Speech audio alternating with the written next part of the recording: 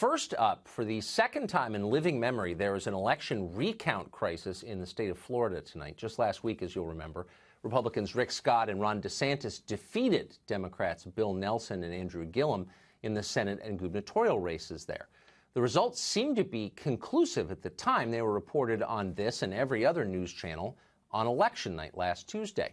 And yet, just 6 days later, it is very possible that both those Democrats will win the seats, the ones that just the other day they had lost. How did that happen exactly? Well, thousands of new and uncounted ballots appeared in Florida, mostly in Democratic-leaning counties. And those ballots changed the results sufficiently to trigger a statewide recount. That recount is underway right now. The process so far is not inspiring confidence in the system. President Trump has complained about it, as have plenty of other people, including some journalists and Senator Marco Rubio of Florida. But it turns out that complaining about this is not allowed. So to restate the rules, in case you've forgotten, when a Republican wins an election, it is fine to question the legitimacy of the process. Democrats have been doing that since the very day Trump was elected 2 years ago. That is patriotic. It's your duty. But when the Democratic Party's power is at stake, raising any question at all about the process is wrong. Indeed, it's nothing less than the road to dictatorship. Watch. He's basically trying to undermine at every turn. It's not just Florida. He weighed in on Arizona. He's weighed in on other races. He's undermining the legitimacy of elections. Where he doesn't like the results. Where he doesn't like the results. And that is a hallmark of a failing democracy, of someone moving towards an authoritarian. He's authoritarian, scream the authoritarians. Meanwhile, defending the results of elections that have already been called is now the same as overturning elections. Listen to incoming House Speaker Nancy Pelosi explain how this works. The president has been saying that there's election fraud in Florida.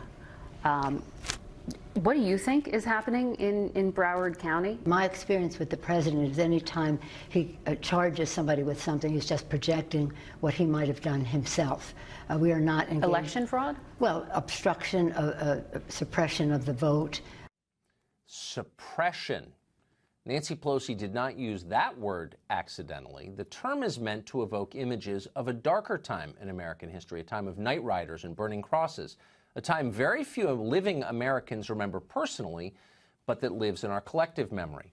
This kind of talk can be politically useful. That's why they do it. That's why it's a theme on the left, in case you haven't noticed. In Broward County, for example, ballot counting is overseen by a woman called Brenda Snipes. Snipes was previously caught illegally destroying ballots. This time around, she's apparently mixed invalid provisional ballots with valid ones. That sounds bad. But don't dare criticize Snipes for the way she does her job. According to MSNBC, the only relevant fact about Brenda Snipes is the color of her skin. Watch. Here is the way they are treating Brenda Snipes, who is the longtime election supervisor there, who, by the way, is an older black woman in the Deep South. Okay, just keep that in mind as you watch this video. And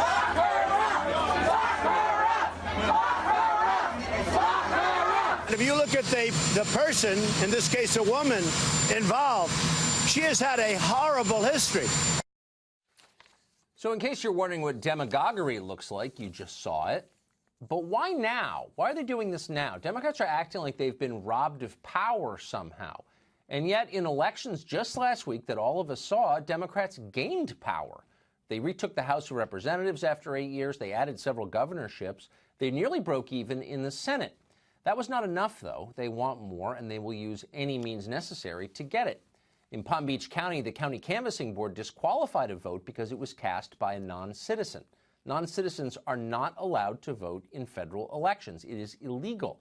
It also never happens in this country, ever. We're told that again and again, and anyone who disagrees is racist.